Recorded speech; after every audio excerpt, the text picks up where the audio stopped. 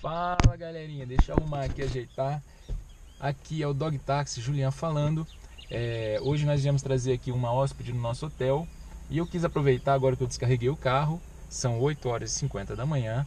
Eu queria aproveitar esse momento rápido para falar um pouquinho sobre o assunto da alimentação orgânica, da alimentação natural. Existe uma diferença, e a ração, né, industrializada encontrada comumente no mercado.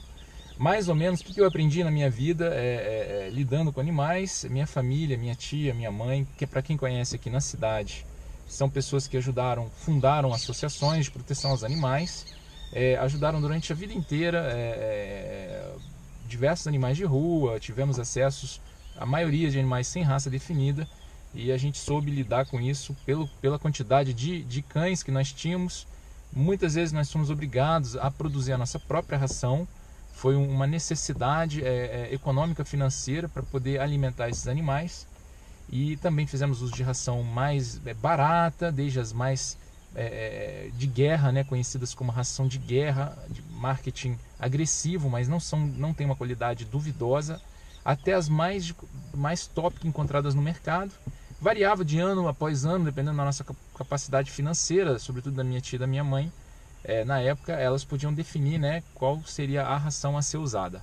Então assim, em cima desses assuntos, dessa história de vida, são mais de 30 anos de ajuda constante aos animais, eu cheguei a uma conclusão e eu gostaria de passar, né, um pouquinho desse aprendizado para vocês, que a ideia de fazer esse canal é passar o máximo de informação que eu aprendi, que eu aprendo, ou mais tarde eu gostaria também de convidar a fazer uma parte 2 desse vídeo, que é um assunto bem abrangente, bem extenso.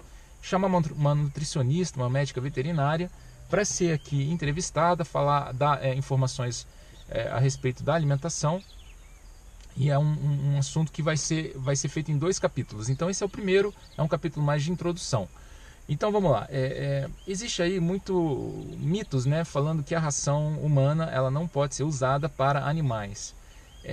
Ela tem um fundo de verdade, porque a nossa ração, o nosso alimento, ele geralmente vem com algumas substâncias que são proibidas para cães, como alho, cebola, condimentos fortes, pimenta, chocolate. Então, assim, de fato, açúcar são assim, o nosso alimento não é proibido para cães, mas na nossa alimentação existem matérias-primas proibidas para cães. Então, por esse motivo, é proibido, realmente assim, não é aceito você alimentar um cão com restos de comida humana, correto?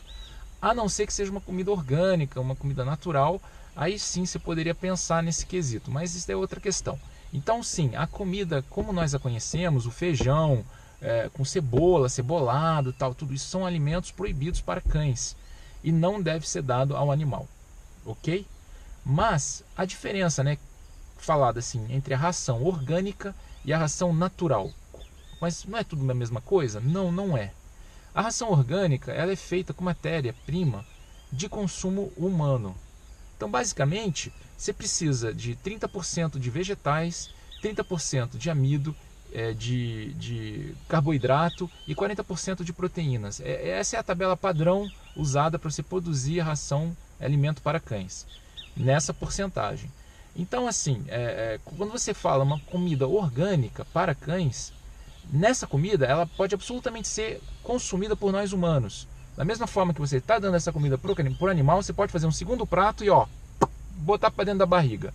Então essa é a definição de uma comida orgânica. Para cães ela pode ser consumida por nós humanos, sem nenhum prejuízo nem a nós nem a eles. E a comida natural, ela geralmente, a diferença primordial da comida natural para a comida orgânica de cães é que na natural geralmente vem o farelo, né? A proteína ela é introduzida na comida natural através de farelo de frigoríficos.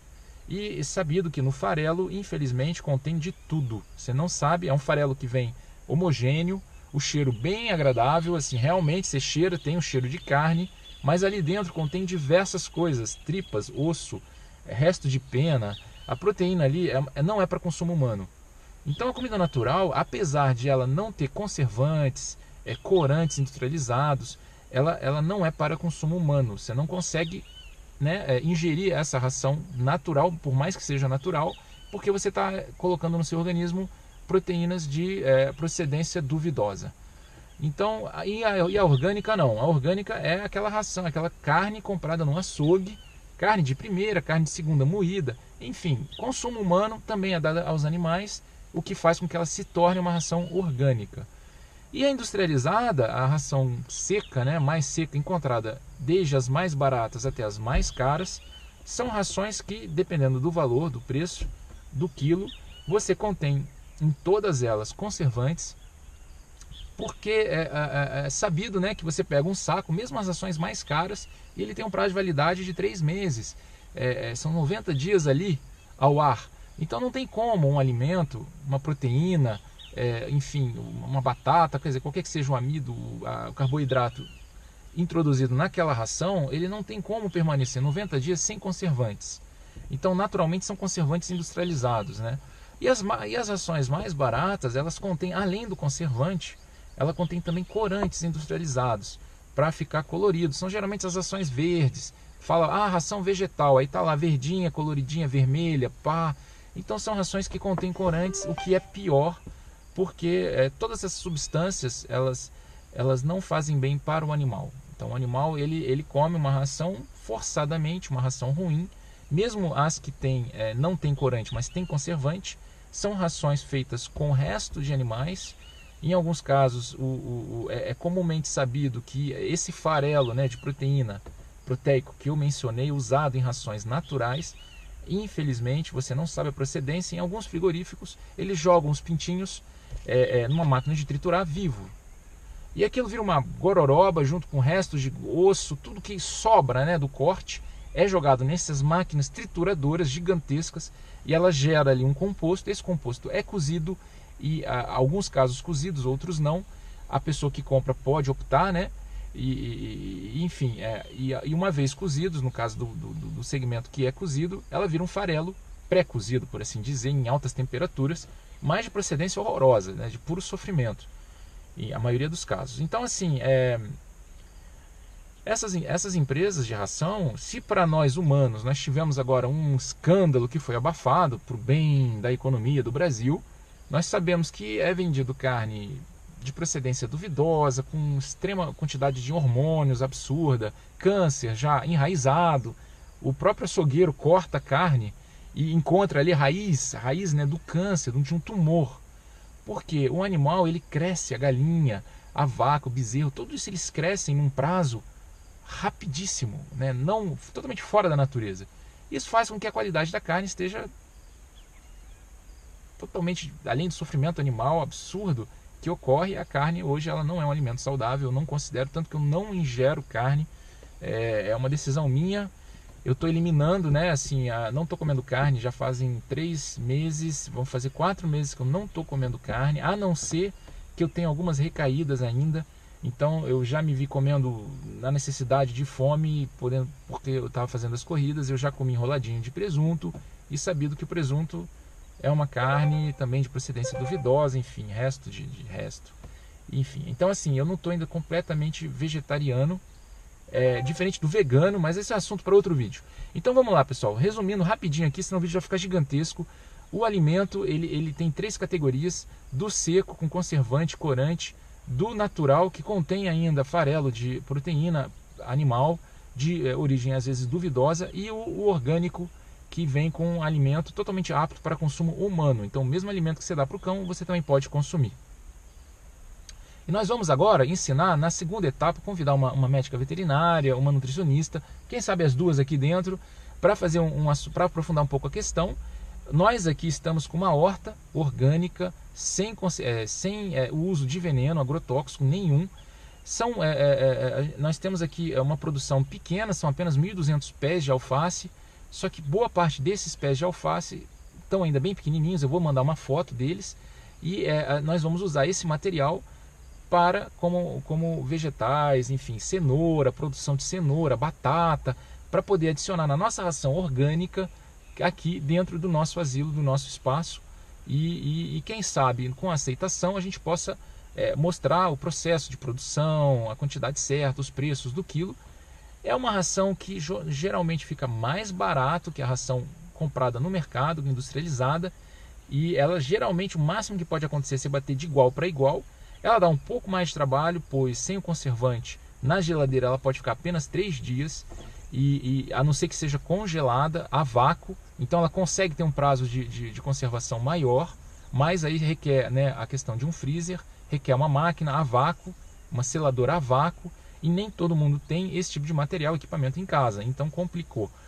Mesmo assim, você fazendo numa panela, colocando na geladeira, bem conservado, limpinho, ela consegue ser usada durante 3 dias. Essa é a nossa experiência que nós temos com comida orgânica para animais. Pode ficar guardado 3 dias na geladeira, então a cada 3, 4 dias você precisa fazer uma quantidade para poder alimentar no resto, no decorrer da semana.